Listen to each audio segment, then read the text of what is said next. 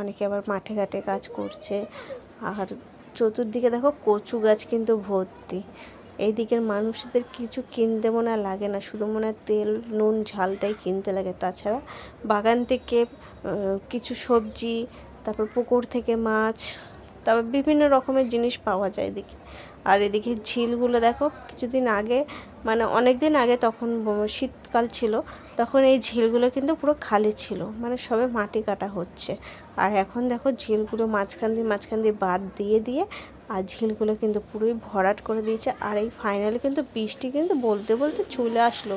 আমাদের বৃষ্টিটা কিন্তু আমাদের ধরেই নিল।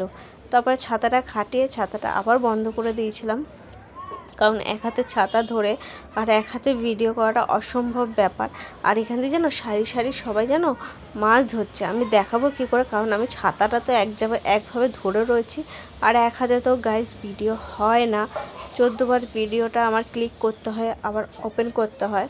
আর এদিকে যেন অতটা আগে কত সুন্দর ছিল, এখন কিন্তু অতটা সুন্দর নেই, শুধু জাস্ট এই গাছ কটাই রয়েছে। তো দেখতে থাকো ভিডিওগুলো।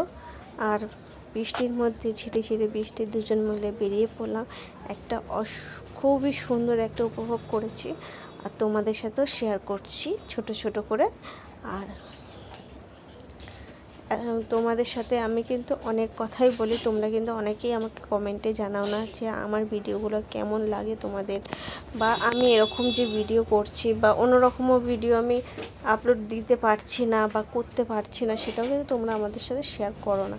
তো যাই হোক, আমি অনেক কিছু তোমাদের সাথে কথা শেয়ার করি, তোমরা কিন্তু আমাকে কমেন্টে অনেকেই জানাও না যে আমার ছোটো ছোটো ভিডিওগুলো তোমাদের ভালো লাগে কি ভালো লাগে না, বা খারাপ লাগে, বা এই ভিডিও তোমরা দেখতে চাও না, অন্য ভিডিও তোমরা দেখতে চাও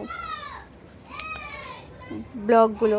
তো যাই হোক বন্ধুরা, দেখো দুই ধারতেই কিন্তু একদমই জঙ্গল পুরো ছেঁকে ধরেছে। এই খালগুলো না কিছুদিন আগেই কাটা হয়েছিল, তবে খালগুলো দেখছি জঙ্গলে বর্ষাতে ছেঁকে ধরেছে। আর দুই দিক থেকে কিন্তু বাদ দিয়ে দিয়েছে, পুরো লম্বা বাদ দিয়ে দিয়েছে, যাতে না মাটিটা বর্ষায় খালটা কাটা হয়েছে সবে, যাতে না হয়। কিন্তু এটা প্রকৃতির নিয়ম, প্রকৃতি তো আর কেউ আটকাতে পারে না, প্রকৃতি যেটা বলবে সেটাই হবে। আর এদিকে মনে হয় কেউ মনে হয় ঘাস মারার ওষুধ দিয়েছিলো, ওই জন্য গাছগুলো কিরম মরে মরে গেছে। আর রাস্তাঘাট কিন্তু পুরো ফাঁকা ছিল, তোমরা দেখেই বুঝতে পারছো, মানে আমরা একদম অজপাড়াগা গেছি, অত পরিবেশ নেই, অত লোকালিটি নেই, শুধু সারা বাড়ি শুধু ঝিল, সারি সারি ঝিল, আর সারি সারি শুধু জঙ্গল। আর দেখো এদিকে পাখিগুলো আমি জুম করে দেখাচ্ছি, পাখিগুলো কিন্তু তাদের নিজের বাসায় রওনা দিচ্ছে, আর আমরাও ঘুরে ঘুরে নিজের বাসায় রওনা দিচ্ছি।